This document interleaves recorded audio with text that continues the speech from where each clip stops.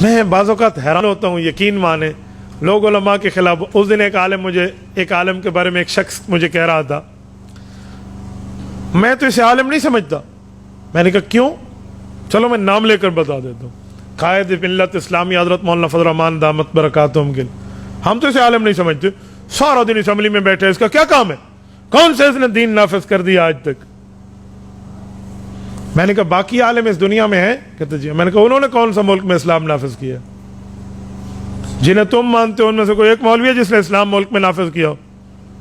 ملک میں نہیں کیا تو دین پہ عمل تو کرتا ہے. میں نے کہا مولانا فضل الرحمان نے کون سا دین پہ عمل نہیں کیا بتا.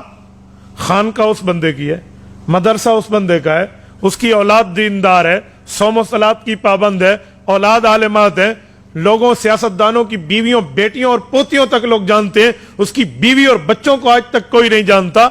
6 لاکھ علماء کا امام ہے، بتا اس نے کون سے دین کو ٹھکرایا؟ میں نے کہا تجھے عالم چاہیے اپنی مرضی کا، باقی باتیں کرنا تمہاری ذمہ داری. کیا نہیں اس نے کون سا دین نافذ کیا؟ میں نے کہا مولانا فضل الرحمان کو آپ نے بنایا کب وزیر اعظم ہے؟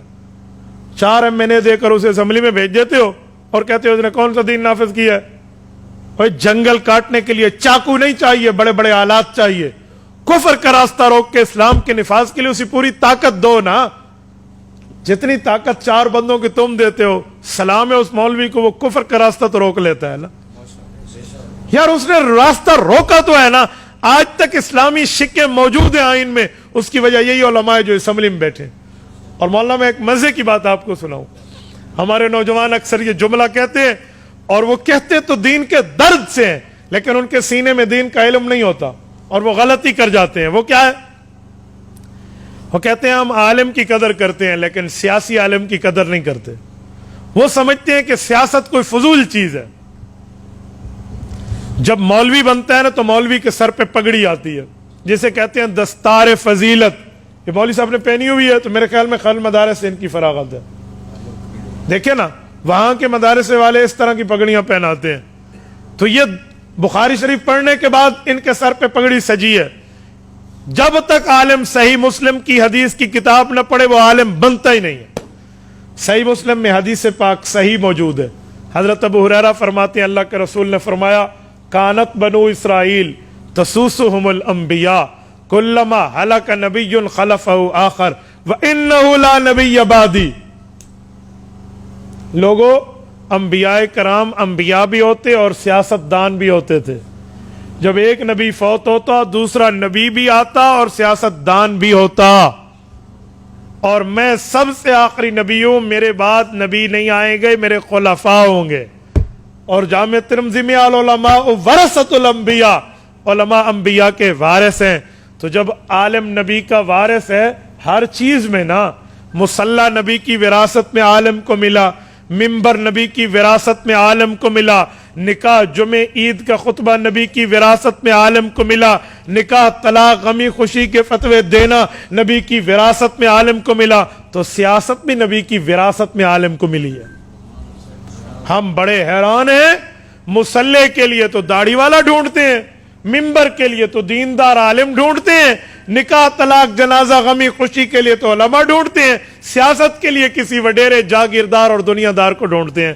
کیوں؟ یہ نبی کی وراثت نہیں ہے، یہ پیغمبر کی وراثت نہیں ہے، اس کا نبی کی وراثت سے کوئی تعلق نہیں ہے. یار یہ سیاست بھی تو نبی کی وراثت ہے. یہ میرے پاک پیغمبر نے فرمایا. ایک بندہ کہنے لگا آج کل سیاست فضول ہو گئی ہے. میں نے کہا اگر کوئی ایسے کہہ دے آج کل امامت فضول ہو گئی ہے تو کسی داڑھی منڈے کو امام بناؤ گے اپنی مسجد کا؟ خطیب رکھ لو گے؟ کہتے نہیں. میں نے کہا پھر نہیں، حضور پاک کے دور کو 14 سال گزر گئے ہیں اسی لیے سیاست فضول ہو گئی ہے. میں نے کہا پھر امامت اور خطابت بھی فضول ہو گئی ہے، 14 سال گزر گئے. تو اگر وہ محفوظ ہے تو یہ بھی محفوظ ہے. اور خدا کے بندے سیاست دین کا جزو ہے، سیاست شریعت کا حصہ ہے، سیاست اسلام کا پارٹ اور حصہ ہے. آپ کیسے کہتے ہیں یہ نہیں ہے؟ اور جس بندے نے اس میدان کو سنبھالا ہے وہ تو رسول اللہ کی وراثت میں سنبھالا ہے. تو کہتا ہے میں سارے مولویوں کو مانتا ہوں، سیاسیوں کو نہیں مانتا. اور تبلیغ کا مولوی تبلیغ سنبھالتا ہے تو حضور کا وارث ہے. اور یقیناً ہے جہاد کا مولوی صحیح جہاد سنبھالتا ہے تو حضور کا وارث ہے. تدریس کا مولوی درس سنبھالتا ہے تو حضور کا وارث ہے. تزکیہ کا مولوی خانقاہ میں دلوں کو اللہ اللہ کرنا سکھانا اگر سنبھالے ہوئے تو حضور کا وارث ہے. سیاست جس عالم نے سنبھالی ہے وہ حضور کا وارث کیوں نہیں ہے؟ یہ تمہیں کس نے کہہ دیا یہ رسول اللہ کا وارث نہیں ہے؟ اور میں ایک جملہ کہتا ہوں، رمک کے مسلمانوں، دل کی تختی پر غور سے یہ بات ذہن میں رکھنا، یہ جو لفظ ہے نا کہ ہم مولویوں کو مانتے ہیں سیاسی مولویوں کو نہیں، یہ سب سے پہلے کس نے کہا تھا؟ اس دھرتی پر کس نے کہا تھا آپ جانتے ہیں؟ قادیانیوں نے کہا تھا۔ کیوں؟ کہ جب قادیانیوں نے ملک میں ختم نبوت کا انکار کیا اور مرزے کو جھوٹا نبی مانا، جھوٹے کو نبی مانا، اور کلمے کی دعوت دے کر اعلان کیا کہ لا الہ الا اللہ محمد الرسول اللہ میں لفظ محمد سے مراد مرزا قادیانی ہے، نعوذ باللہ۔ انہوں نے اعلان کیا کہ ہمارا نبی مرزا ہے، اس پر فرشتہ اترتا ہے جس کا نام ٹیچی ٹیچی ہے، اس پر سنسکرت زبان میں آیات اترتی ہے، اور قادیانیوں نے اپنا مذہب بنایا اور حضور پاک کی ختم نبوت پر ڈاکہ ڈالنے کی کوششیں کی۔ تو عطا اللہ شاہ بخاری امیر شریعت رحمۃ اللہ علیہ، اللہ اس کی قبر پہ کروڑوں رحمتیں نازل فرمائے، یہ میدان میں آئے، 10,000 آدمی شبہ ہوا، لیکن ملک میں قانون نہ بنا سن 53 کی تاریخ میں۔ لیکن جب سن 1974 آیا، اس وقت اس ملک پر اللہ کی ایک رحمت تھی، ایک سیاسی عالم اسمبلی کا ممبر تھا جسے دنیا مولانا مفتی محمود کے نام سے یاد کرتی ہے رحمہ اللہ، یہ اسمبلی میں تھا، سیاسی بھی تھا، مدرس بھی تھا۔ اس نے قومی اسمبلی میں اعلان کیا، اس وقت کے وزیر اعظم جناب ذوالفقار علی بھٹو اللہ ان کی مغفرت فرمائے، اس کا بہت بڑا ختم نبوت میں ہاتھ ہے، ان کی موجودگی میں کہا کہ آج ہم حضور پاک کا نام لے کر حلف لیتے ہیں، ہم حضور پاک کا نام لے کر خود کو مسلمان کہتے ہیں، اور رسول اللہ کی عزت اور ناموس اور ختم نبوت پہ حملہ ہے، ہماری اسمبلی کس لیے؟ ہم کس چیز پہ MLA بن کے بیٹھے ہیں؟ آپ اس چیز کا فیصلہ کرو۔ تو اسمبلی چاہتی تو یک طرفہ فیصلہ کر سکتی، تو نے یک طرفہ نہیں کیا، انہوں نے کہا جی قادیانیوں کو بلواؤ۔ قادیانی اپنے خلیفہ سمیت آیا، اپنے بڑے سمیت آیا، نائب نبی سمیت آیا، اور 13 دن وہ اسمبلی میں موجود رہے۔ 13 دن انہیں بہت سا ٹائم ملا، اپنے آپ کو مسلمان ثابت کرو، دلیلیں لاؤ، ثبوت لاؤ، ایویڈنس لاؤ کہ تم مسلمان ہو اور تم حضور کے ختم نبوت کے منکر نہیں ہو، حضور پاک کی شریعت کے انکاری نہیں ہو، دلیلیں لاؤ۔ 13 دن تک بحث چلی۔ ادھر سے مولانا مفتی محمود مسلمانوں کے قائد تھے، باقی علماء سمیت تمام مکتبہ فقہ فکر جتنے اہل سنت والجماعت اسلام کے ہیں وہ سارے موجود تھے، اور ادھر سے قادیانیت تھی۔ 13 دن بحث ہونے کے بعد کفر ہار گیا اور اسلام جیت گیا۔ یہ اسلام کو تو اللہ نے ضرور جتوایا، سبب یہ سیاسی عالم بنا ہے، یہ سیاسی شخصیت بنی ہے، اور مولانا مفتی محمود نے مرزے کو کافر اقلیت قرار دلوایا اور ملک میں قانون بنوایا کہ جو ختم نبوت کا منکر ہے وہ اپنی عبادت گاہ کو مسجد نہیں کہہ سکتا، وہ کلمے کا اعلان کے اوپر دعوت نہیں دے سکتا، وہ خود کو مسلمان نہیں کہہ سکتا، وہ کافر اقلیت قرار آ گئے۔ 7 ستمبر 1974 کی لیجسلیٹو اسمبلی نے، آج امن ہے پاکستان میں، تمہیں کوئی قادیانی دعوت دیتے نہیں ملے گا، کوئی مرزائی حضور کی ختم نبوت کے انکار کو اعلانیہ آتے ہوئے نہیں ملے گا۔ وہ چوٹ کس نے ماری تھی؟ سیاسی عالم مفتی محمود نے ماری تھی۔ تو جب قادیانیوں نے وہاں چوٹیں کھائیں اور ماں باپ کی توبہ نکال کے انگلینڈ دفع ہوئے، جب مرزا طاہر اور مرزا ناصر وہاں پہنچے، انہوں نے پروپیگنڈے کے طور پہ سوچا کہ اب مقابلہ تو مسلمانوں کا ہم یوں نہیں کر سکتے، قانون بن گیا ہے، آئین میں ترمیم ہو چکی ہے، اب مسلمانوں کے لیے ڈیوائیڈ اینڈ رول، انہیں لڑاؤ اور اپنی کام کی تقویت دو۔ انہوں نے یہ شوشے پھیلانا شروع کر دیے۔ مدرس عالم تو عالم ہے، تبلیغی عالم تو عالم ہے، خانقاہی عالم تو عالم ہے، امام اور خطیب تو عالم ہے، لیکن سیاسی عالم نہیں ہے، ان کو نہ مانو۔ یہ جملہ قادیانیوں نے معروف کرایا۔ سن 74، آج سے 50 سال پہلے یہ کام شروع ہوئے، اور چلتے چلتے آج ہمارے مسلمان نوجوان یہ جملہ کہہ دیتے ہیں، ہم عالم تو مانتے ہیں، سیاسی عالم نہیں مانتے۔ ان کے دل میں دین کا درد تو ہے، لیکن دین کا علم نہیں ہے، پتہ نہیں ہے یہ جملہ قادیانیوں کا ہے۔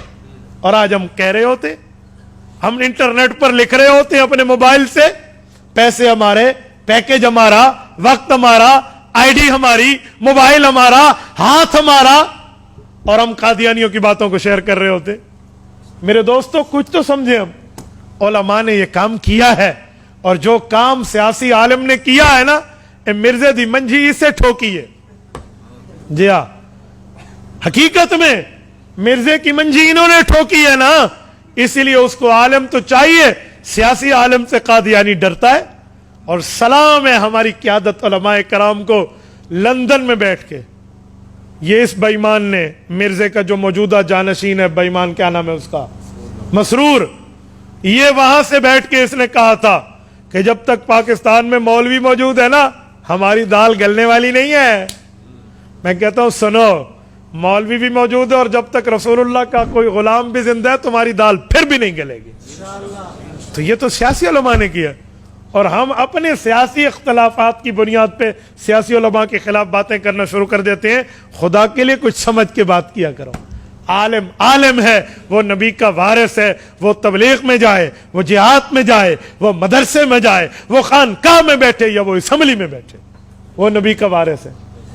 ایسی بات نہیں ہے.